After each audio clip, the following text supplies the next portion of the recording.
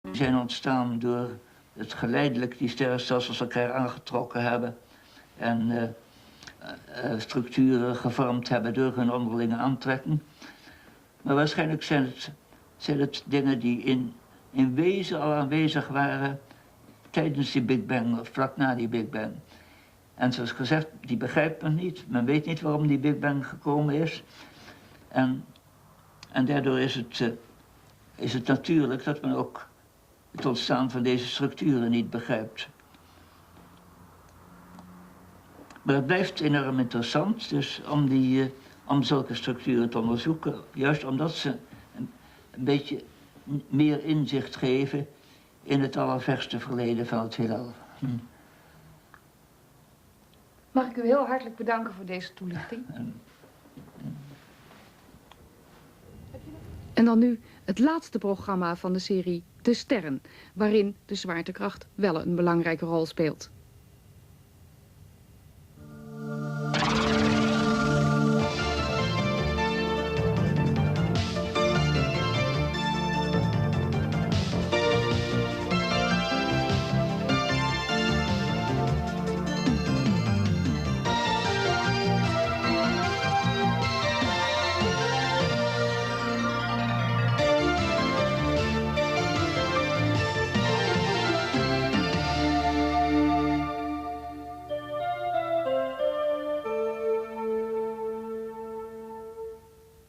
Before the beginning, there was nothing. No matter, no light, no space, and even no time. Then came the Big Bang.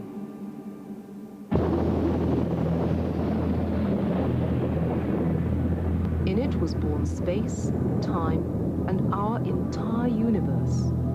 We don't know why it happened, but all the evidence tells us that it did. The first few seconds of the universe were full of frenetic activity. At temperatures and densities beyond our wildest understanding, matter and energy continuously swapped roles. Light made matter, matter made light. By the time the universe was just 3 minutes old, it had synthesized its basic building blocks, hydrogen and helium. Our universe was born.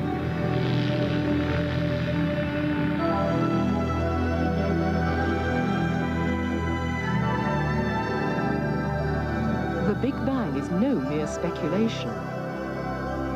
15 billion years later, radio telescopes the world over can tune in to the blast of radiation from that initial fireball, now cooled to just 3 degrees above absolute zero. This faint glow, which bathes the whole of space, is virtually our only legacy of the universe's violent past.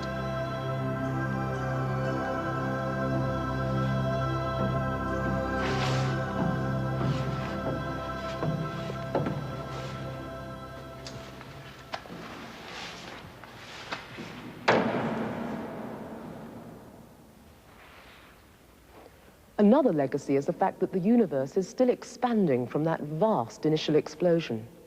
And I'm standing at the birthplace of 20th century astronomy, next to the telescope that made that incredible discovery. In the 1920s, this telescope, the 100-inch Mount Wilson reflector near Los Angeles in California, was the biggest telescope in the world. It was being used by a young American astronomer called Edwin Hubble, who had discovered that the universe was full of millions of galaxies, giant rotating star cities like our own Milky Way. Hubble began to measure the speeds of distant galaxies, and to his astonishment, he discovered that instead of staying still, the galaxies were moving away from each other with speeds of millions of miles an hour. He deduced that the universe must be expanding, carrying the galaxies apart. But if the universe continues to expand, it will grow colder and emptier as the star cities recede. Ultimately, this will lead to the death of our universe. Is there anything that could resuscitate the universe? What is the force that could slow down or even stop the expansion? The answer is gravity. Gravity is what made stars and planets happen, and stars were the sparks that rescued our universe from becoming an ever-cooling and expanding vastness. They keep the universe alive. Even after a star's death, its gravity ensures that its influence still continues, and astronomers are beginning to suspect that dead stars may even control the future of the universe. But what is gravity? That was a question that perplexed scientists and philosophers alike for centuries, until the answer was finally discovered here. This is Woolsthorpe Manor in Lincolnshire, the birthplace and the home of the great British scientist Sir Isaac Newton. And that, of course, brings me to the story that everyone's familiar with. In 1665, Isaac Newton was working in his study behind me when he glanced out into the garden and saw an apple fall from this tree. But his genius was knowing what made the apple fall. He realized that the apple and the earth were attracting each other with a force he called gravity. And he realized that the force was something that every object had. The more mass the object had, the more gravity it had as well. But his real genius was working out that gravity was a long-range force. Not only did it pull the apple and the earth together, it also kept the moon in its orbit about the earth and the planets circling the sun.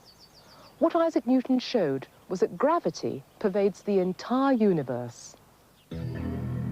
Gravity is even responsible for the birth and death of stars. At the start, particles of dust and gas are attracted together, like the apple and the earth. Gravity compresses the mixture into burning nuclear fuel as the newborn star starts to shine. Without gravity, there could be no stars. At the end of a star's life, when its fuel runs out, gravity controls its death throes and shapes its corpse. The star cools and blows off its outer gas layers. As its nuclear engine runs down, its core collapses under the force of its own gravity. The giant star turns into a shrunken corpse, an object too small to be seen by astronomers until the last century.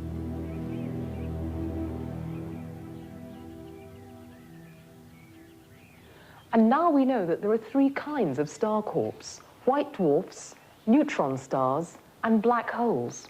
But actually finding these collapsed objects proved to be quite another matter. In the end, it was their gravity that found them out. Telescopes like this one at the Royal Greenwich Observatory in England had a major role to play in tracking down these corpses. This telescope, which is 100 years old, used to look at the stars and photograph them night after night and year after year, looking for the way that stars actually move through space. A lone star would follow a straight-line path. But if a star has a collapsed companion in tow, then the gravity of that corpse will make it move in a very unusual way. And that brings me to a shaggy dog story about a pup. Sirius, the dog star, is the brightest star in the sky. Last century, the German astronomer Friedrich Bessel made a special study of Sirius. Over the years, he noticed that it appeared to be wobbling its way through space, as if it were being pulled out of position by some invisible force.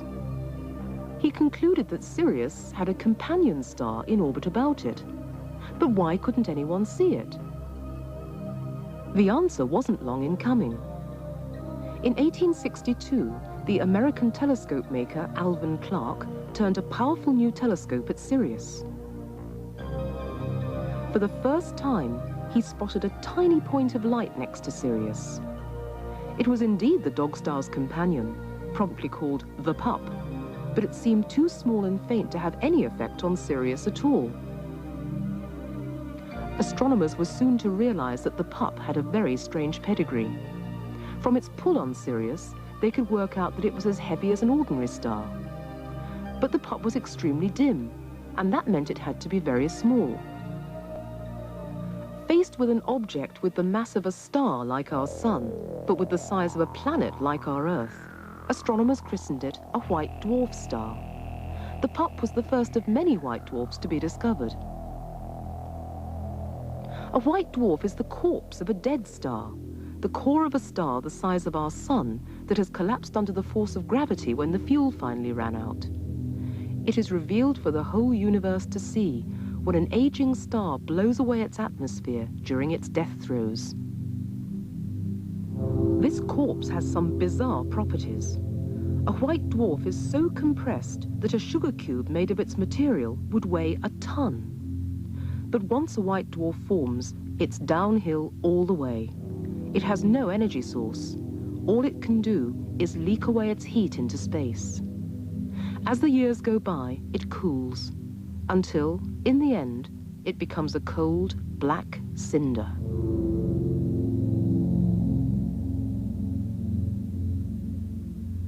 All stars succumb to gravity in the end. But it was only in the late 1960s that astronomers discovered what gravity was really capable of, when it had a star far heavier than our own sun to play with.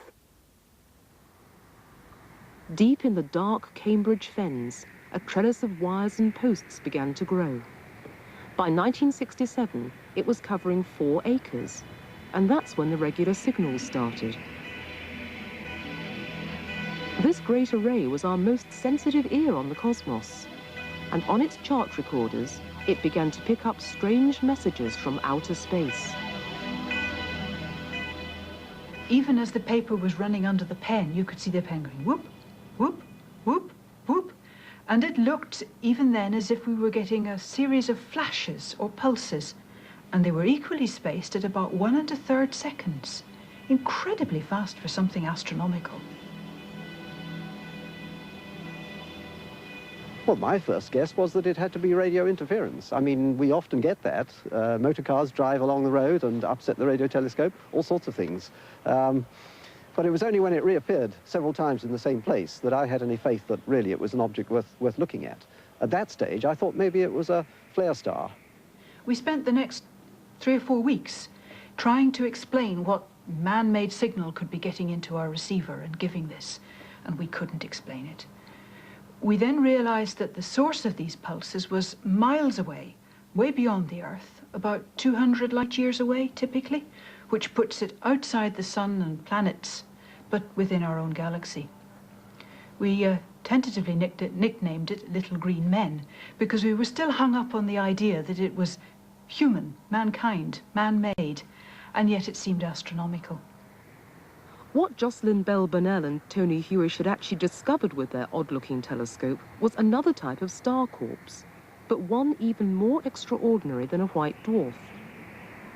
They're called neutron stars, and they're incredibly dense. For instance, if one was to fill this cap full of neutron star material, it would weigh about 100 million tons. They're that dense. What we think happens is that when a big star reaches the end of its life, it explodes, as you know, the big spectacular supernova explosions. And the core of the star gets kicked against and shrunk in the explosion and turns into like a giant nucleus of an atom. This star is spinning. We believe that the clock that drives the pulses is this spinning star. It's got a strong magnetic field, which is probably also important. By strong, I mean a mere million times the Earth's magnetic field that we use to point our compasses. And as this whole conglomeration of star and magnetic field spins once a second or 10 times a second or whatever, somehow or other a beam is produced, a focused beam which sweeps round, a bit like a lighthouse here on Earth. And as it sweeps across us, we get a flash each revolution. And because of their pulsing signals, spinning neutron stars have been given the rather more affectionate name of pulsars. Pulsars are like lighthouses in more ways than one, but the average pulsar will put a lighthouse to shame. While you might see a flash from a lighthouse perhaps once every 4 seconds or so, the average pulsar flashes several times a second, in fact 600 times a second in the case of the record holder. That's because what you're seeing is a spinning star with a hot spot on its surface. And every time you get in the beam of this particular hot spot, you see a flash. The other similarity between lighthouses and pulsars is that they're beacons in space. And we've already used pulsars as navigational beacons for our own extraterrestrial spacecraft already. The Pioneer space probes, which are currently leaving our solar system, both carry plaques to show where the probes came from. Each plaque reveals where our solar system lies relative to the major pulsars, a dead giveaway to any life form intelligent enough to travel in space. But could a space traveler visit a pulsar? Well, I reckon a feather on a neutron star would weigh probably something like 20,000 tons. So a human being, you see, would weigh thousands of times heavier than that. So you wouldn't last long. You'd just get spread into a very thin smear over the surface in no time at all. But where do pulsars come from? They too are star corpses, the centers of supernovae, huge stars that have blown themselves apart. Despite the superficial fireworks, what's really important is what's going on deep inside.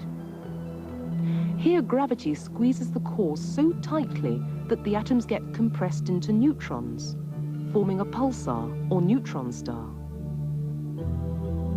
For example, the Crab Nebula is the remains of a supernova that the Chinese watched explode in 1054. At its heart, astronomers have discovered a pulsar, spinning 30 times a second. The star that exploded to make the Crab pulsar was 15 times more massive than our Sun. If an even heavier star explodes, it may leave behind a corpse that is more bizarre than we can ever imagine. A black hole, an object whose gravity is so strong that nothing can escape.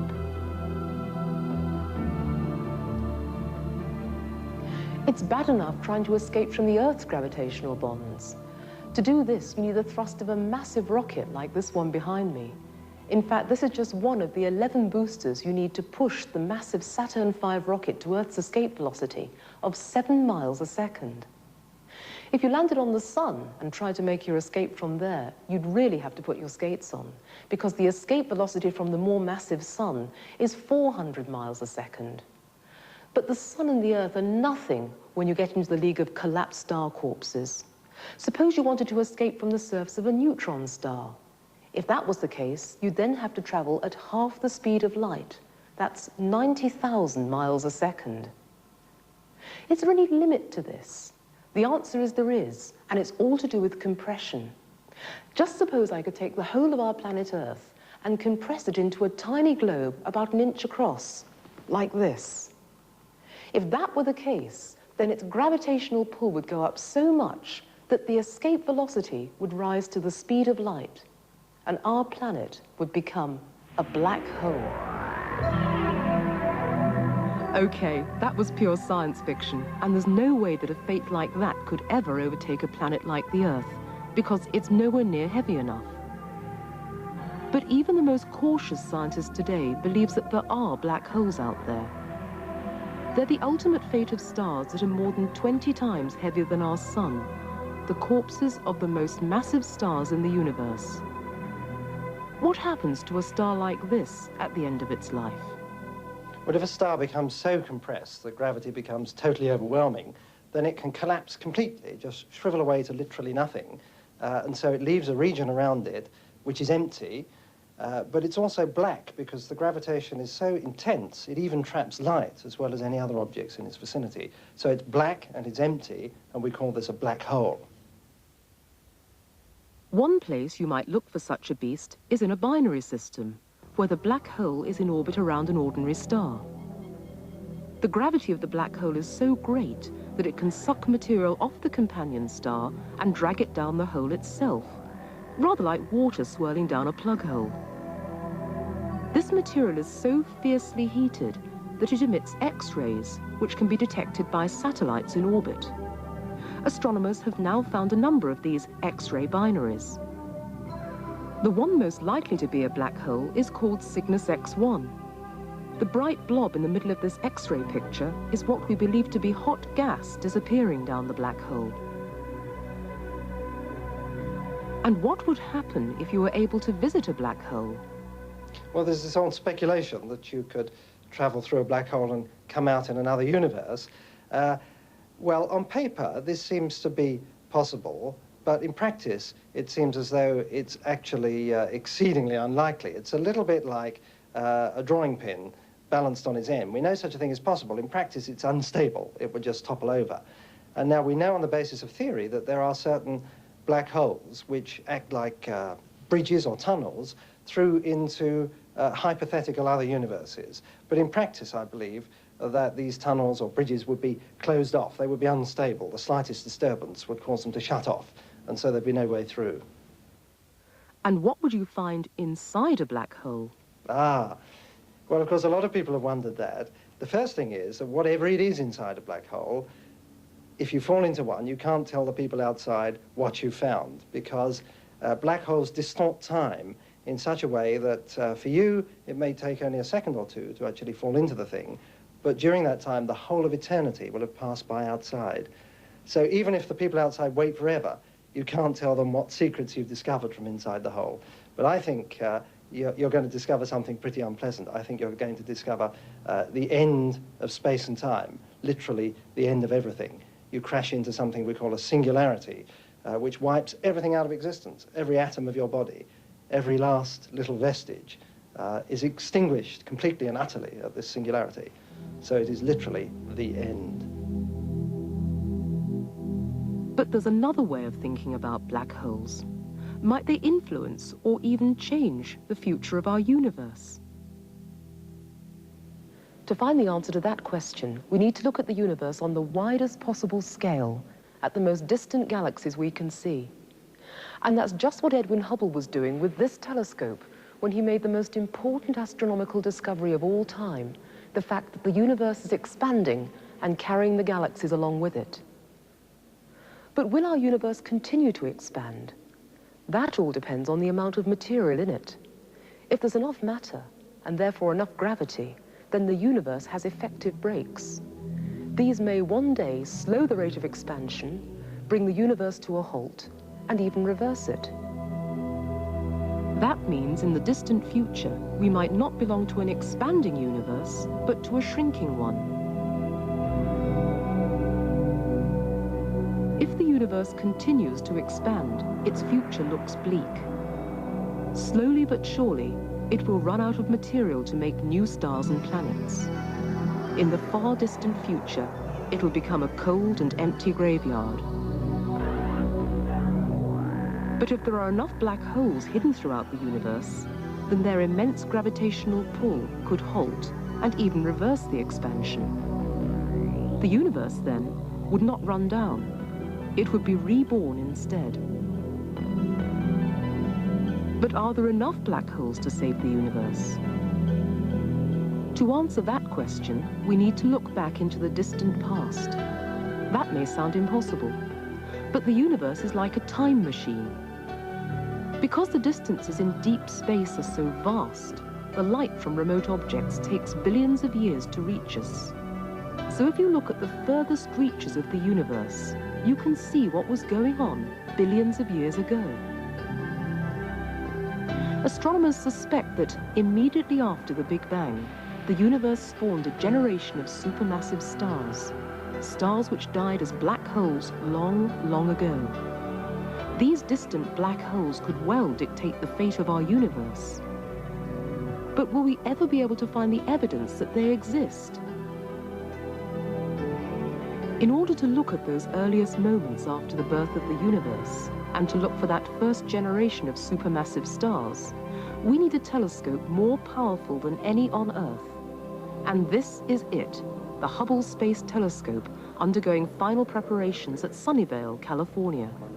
It's one of the biggest and most sophisticated satellites ever built. Very soon, this telescope will be placed in Earth orbit by the Space Shuttle. High above our atmosphere, which ruins the view of ground-based telescopes, the Hubble Space Telescope will see further into space than any telescope has ever seen before. The light from the objects it sees will have been traveling through space for billions of years. That means it won't see them as they are now, but as they were a long, long time ago, very soon after the universe was born. So the Hubble Space Telescope will be able to look for the first generation of superstars, seeing them as they were billions of years ago, before they collapsed as black holes. If they do exist, It is the gravity of these stars, long since dead, that permeates the whole universe and ultimately controls its future.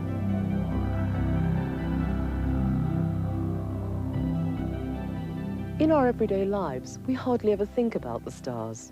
After all, from here on planet Earth, all the stars that have ever lived and died are very, very remote. And yet we depend on the stars for everything.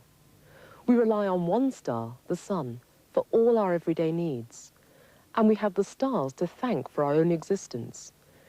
If it wasn't for generations of stars that died as supernovae and seeded space with the materials of Earth and the stuff of life itself, we just wouldn't be here. And there must be countless civilizations throughout the galaxy and beyond who live like us on planets with fertile land and oceans.